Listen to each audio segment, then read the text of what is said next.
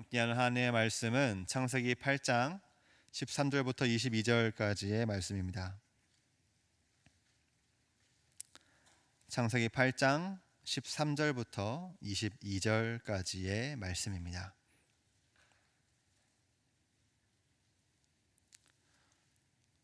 하나님의 말씀 함께 받들어 읽도록 하겠습니다. 601년 첫째 달 곧 그 달 초하룻 날에 땅 위에서 물이 거친지라 노아가 방주 뚜껑을 제치고 본즉 지면에서 물이 거쳤더니 둘째 달 21의 날에 땅이 말랐더라.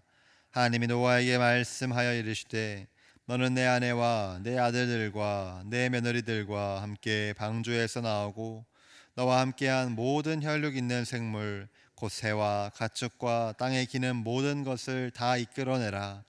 이것들이 땅에서 생육하고 땅에서 번성하리라 하시매 노아가 그 아들들과 그의 아내와 그 며느리들과 함께 나왔고 땅 위의 동물 곧 모든 짐승과 모든 기는 것과 모든 새도 그 종류대로 방주에서 나왔더라. 노아가 여호와께 제단을 쌓고 모든 정결한 짐승과 모든 정결한 새 중에서 제물을 취하여 번제로 제단에 드렸더니 여호와께서 그 향기를 받으시고 그 중심에 이르시되 내가 다시는 사람으로 말미암아 땅을 저주하지 아니하리니 이는 사람의 마음이 계획하는 바가 어려서부터 악함이라. 내가 전에 행한 것 같이 모든 생물을 다시 멸하지 아니하리니 땅에 있을 동안에는 심음과 거둠과 추위와 더위와 여름과 겨울과 낮과 밤이 쉬지 아니하리라. 아멘. 노아 이야기가 발안점을 돌아 마무리되고 있습니다. 모든 성경 이야기가 그렇듯 노아 이야기에서도 주도권을 가지고 먼저 행동하시는 분은 하나님이십니다. 세상을 바라보시며 마음 아파하시고 한탄하시는 분도, 그 중에서 의인인 노아를 발견하신 분도, 노아에게 세상을 향한 심판과 구원 계획을 알리시고 그대로 실행하신 분도, 홍수로 모든 땅에 물이 잠긴 막막한 상황에서 노아를 기억하고 바람을 불어 땅에 물을 마르게 하신 분도 모두 하나님이셨습니다. 노아 이야기가 시작될 때 기록된 것처럼 노아는 그저 하나님의 은혜를 입었고 순종함으로 하나님이 이루어 가시는 구원의 역사에 동참하고 있습니다. 땅에 물이 마르면서 또 까마귀와 비둘기를 보내 땅의 상황을 확인하고 마지막으로 오늘 말씀처럼 방주 뚜껑을 젖히고 직접 지면에 물이 거친 것을 본 노아는 과연 어떤 기분이었을까요? 물론 하나님의 선택과 부르심으로 인해 구원받았음에 대한 감사, 하나님께서 보호해 주심에 대한 감사, 약속을 기억하시고 지키시는 하나님의 신실하심에 대한 감사와 찬양이 흘러 넘쳤을 것이라 쉽게 상상할 수 있습니다. 하지만 동시에 노아의 마음 가운데는, 노아의 마음 한편에는 앞날에 대한 막막함도 크게 자리 잡고 있었을지도 모르겠습니다. 곧 땅이 완전히 마르고 방주가 멈춘다면 이전과는 완전히 다른 삶이 노아와 그의 가족 앞에 펼쳐지게 됩니다. 다른 사람이라고는 찾아볼 수 없는 삶, 하나님 앞에 인간의 대표로 살아가야 하는 삶이 시작되는 거죠. 아마 노아는 하나님께서 내게 특별히 기회를 주셨으니 하나님을 실망시키지 말아야겠다고 굳게 다짐했을지도 모르겠습니다. 어쩌면 그 다짐 속에는 만약 하나님을 분노하게 한다면 언제 자신도 하나님께 버림받을지 모른다는 불안감도 있었을지 모르겠습니다.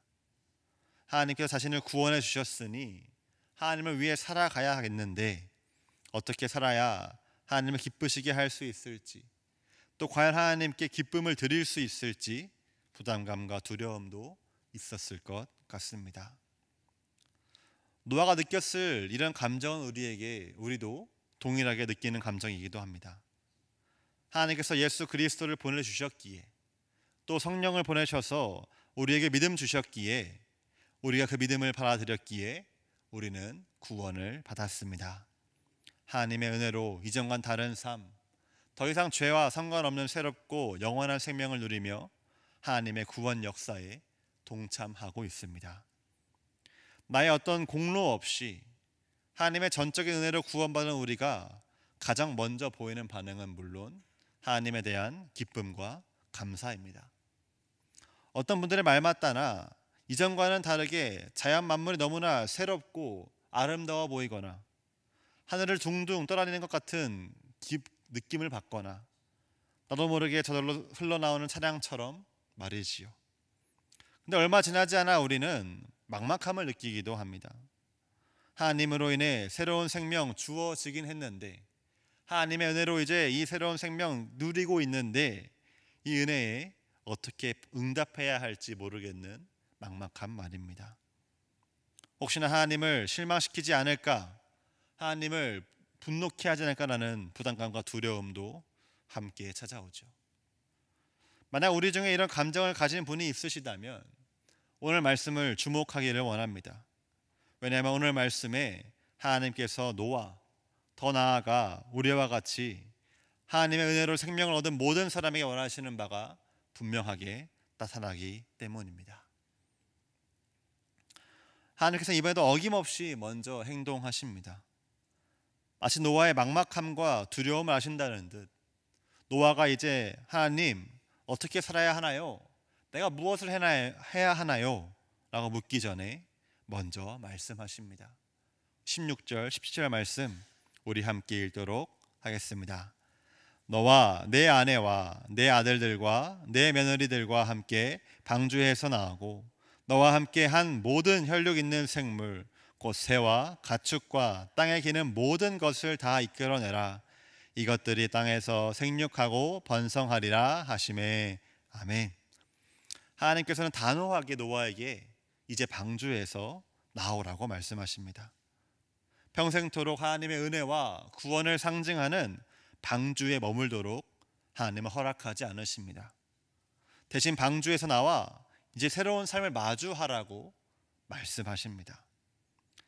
노아가 마주해야 하는 상황은요, 이전에 경험하지 못했던 새로운 삶이고 새로운 상황이지만 하나님께서 노아에게 명령하신 내용은 이전과 동일한 것입니다. 하나님께서는 전혀 새로운 어떤 명령이 아니라 천지를 창조하시고 하나님의 형상으로 사람을 창조하신 뒤 아담에게 주셨던 명령과 똑같은 땅에서 생육하고 번성하라는 명령을 주십니다. 하나님께서 아담에게 처음으로 주셨던 이 말씀은요, 이 명령은요, 단순히 자손을 많이 낳고 수를 불리라는 의미가 아닙니다. 땅을 정복하고 다스리라는 내용으로 이어지는 이 명령은 하나님께서 정하신 규정에 따라 땅을 이용하고 보호하고 지키라는 의미이며 하나님께서 창조하신 생물을 보살피고 보존하라는 의미입니다. 즉 하나님께서 말씀으로 창조하신 뒤 하나님의 말씀대로 이루어진 모든 것을 보시며 기뻐하신 것처럼 하나님께서 창조하신 세상을 계속해서 하나님 보시기에 좋도록 돌보라는 의미입니다. 하나님께서 만물을 사랑으로 창조하시고 세심하게 돌보시며 질서를 정하신 것처럼 사람도 사랑으로 만물을 섬기는 청지기로 창조됐음을 기억하며 그 사명을 감당하라는 의미입니다. 하나님의 형상답게 하나님과 동행하며 하나님의 성품을 반영하는 선한 존재답게 하나님 닮은 모습으로 사랑과 섬김을 실천하는 삶을 살라는 그 명령을 하나님께서 동일하게 노아에게 주십니다. 이렇게 하나님께서는 노아에게도 아담이 감당했던 동일한 명령을 주심으로 하나님께서 사람에게 원하시는 바가 언제나 동일함을 알려주십니다. 바로 자기 자신을 기준이나 주인 삼지 않고 하나님을 기준 삼는 것, 하나님을 창조주 통치자로 경외하며 하나님께서 원하시는 삶을 사는 것입니다. 하나님께서 노아에게 그렇게 살 수 있도록 계속해서 이끌어 주시기 때문에 이 명령을 이루기 위해 노아는 지금까지 그래왔던 것처럼 그저 하나님을 의지하면 되기 때문에 생육하고 번성하라는 하나님의 명령은 명령인 동시에 축복이기도 했습니다. 하나님으로부터 이전과 동일한 생육하고 번성하라는 명령과 축복을 들은 노아는 담대하게 방주 밖으로 짐승과 함께 나오게 됩니다. 그리고 방주에서 나오자마자 노아는 하나님께 반응을 보이죠. 20절 말씀 우리 함께 읽도록 하겠습니다. 노아가 여호와께 제단을 쌓고 모든 정결한 짐승과 모든 정결한 새 중에서 제물을 취하여 번제로 제단에 드렸더니. 아멘. 노아는 여호와 하나님을 위해 제단을 쌓고요, 정결한 제물을 취해 하나님께 제사를 드립니다. 하나님의 은혜에 감사하며 하나님의 말씀에 순종하며 살겠다는 결단을 행동으로 보입니다. 물론 성경은 노아가 이전에 하나님께 제사를 드렸는지의 여부를 기록하고 있지는 않습니다. 하지만 노아의 조상인 셋이 여호와의 이름을 불렀다는 기록을 봤을 때, 또 성경이 노아를 당대의 의인이요 완전한 자로 소개하는 기록을 봤을 때, 우리 노아가 이전에도 하나님께 정성껏 제사를 드렸을 것이라고 충분히 상상할 수 있습니다. 노아는 이전과 마찬가지로 하나님께 창조된 은혜, 하나님께 구원을 얻은 은혜를 기억하며 하나님께서 사람에게 받기 원하시는 반응인 예배를 드림으로 응답하였습니다. 하나님께 영광을 돌리며 하나님을 기쁘시게 합니다. 하나님께서는 노아가 드린 제물의 향기를 받으시죠. 노아가 드린 제사를 기쁘게 받으십니다. 그리고 다시는 사람으로 인해 땅을 저주하거나 모든 생물을 멸하지 않으시겠다고 말씀하십니다. 하나님께서 사람의 악함을 간과하시겠다고, 사람이 악하더라도 외면하거나 버리지 않으시고 계속해서 다가오시겠다고, 품을 내어주시는 은혜를 베푸시겠다고 말씀하십니다. 이런 점에서 오늘 말씀에 나타난 하나님의 명령을 단 한마디로 요약한다면요, 기본부터 잘하라는 말씀으로, 기본부터 잘 지키라는 말씀으로 요약할 수 있겠습니다. 하나님께서는 사람에게 새롭거나 특별한 어떤 것을 요청하지 않으십니다. 언제나 그저 사람의 본분인 하나님을 경외하는 삶을 살기를, 하나님의 성품 닮아가는 삶을 살기를 요청하십니다. 그리고 사람이 그런 삶을 살겠다는 마음을 담아 하나님께 예배드릴 때, 또 하나님께서 원하시는 삶을 정말로 살아갈 때에 기쁘게 그 예배를, 또 그 삶을 받으십니다. 말씀을 묵상하면서 예전에 하나님의 뜻에 관해 읽었던 책의 내용이 떠올랐습니다. 그 책을 쓴 저자는 어버이날을 맞이한 부모님의 입장에서 하나님의 마음을 설명했습니다. 어버이날이 됐을 때 자녀들은 기쁨에 찬 모습으로 아침부터 부모의 방에 찾아와 결연하게 묻곤 하죠. 아버지, 어머니, 오늘 특별한 날입니다. 아버지를 위한 날입니다. 부모님을 위한 날입니다. 오늘 제가 무엇을 해야 부모님을 기쁘게 해드릴 수 있을까요? 말씀하시는 것 제가 모두 다 하겠습니다. 오늘 특별한 날이니까 제가 기분 내서 열심히 한번 해보겠습니다라고 말이죠. 근데 부모님이 뭐라 대답할까요? 평소에 내가 요구했던 대로, 내가 요구한 것만 잘 해봐라. 학교 숙제 잘하고, 부모님 말씀 잘 듣고, 밥 불평하지 않고 잘 먹는 것 같은 그런 기본적인 요청들 말이다 라고 대답하죠. 아이들은 허탈해하며 묻습니다. 그건 당연한 거잖아요. 오늘은 특별한 날이잖아요. 특별한 뭔가를 말씀해 보십시오. 부모님은 다시 대답하죠. 기본을 지키는 것이 가장 중요하고, 기본을 지키는 것이 부모님을 가장 행복하게 한다고 말이죠.